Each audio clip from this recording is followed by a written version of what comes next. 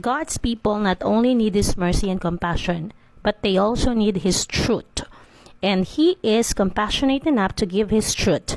At ito ang masakit na katotohanan, na bilang isang Christian, we just not only need to be loving, kind, compassionate, or a good person in general. Well, maganda naman ang mga traits na ito. Sino ba naman ang ayaw ng mabait na tao?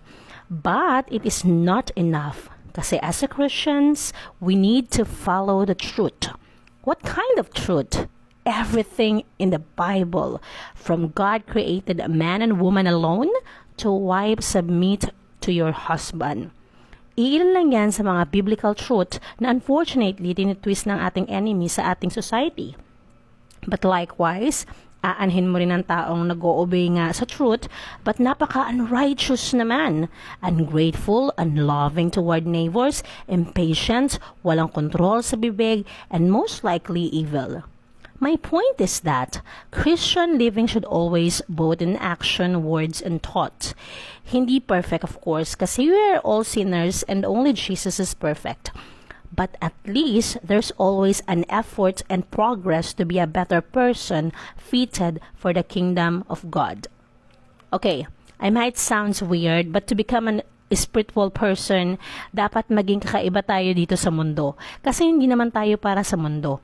Our real citizenship is in heaven, and the world is just a sort of, let's say, waiting area, kung saan while waiting ay dapat continuously we're sharpening our sword.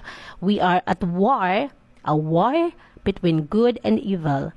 Now, going back to what is the truth, as a believers, alam natin ito by heart, mind, body, and soul. Kasi these are the things that will set us free. That's from John 8:32, paraphrase. And freedom is the ultimate gift of God for all humankind. It is for freedom that Christ has set us free and not let ourselves be burdened again by the yoke of slavery, from Galatians 5:1, paraphrase. But we will never know something kung hindi natin ito pagtutuunan ng panahon at oras. Once again, read your Bible. This is the only way for you to learn about biblical truth. Our brain, sabi nga ng mga expert, learn deeply from words. They are our path to knowledge, wisdom, and to influence. And if you're doing the opposite, you'll learn nothing. Nakakasad lang kasi I heard someone says, wala akong time magbasa. Pero bakit kapag K-drama marathon naka-subtitle, kaya natin tapusin ng one day ang ilang episodes? Ba't pag nagpa-Facebook tayo, di ba madalas reading skills rin yung ginagamit natin?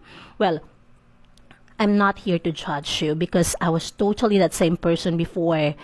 But that's why, opening my Bible is one of the best decisions I ever made because it transformed me into a different person that no one ever expected, including myself. So, ganun din yung gusto kong ma-experience niyo as a brother or a sister in Christ.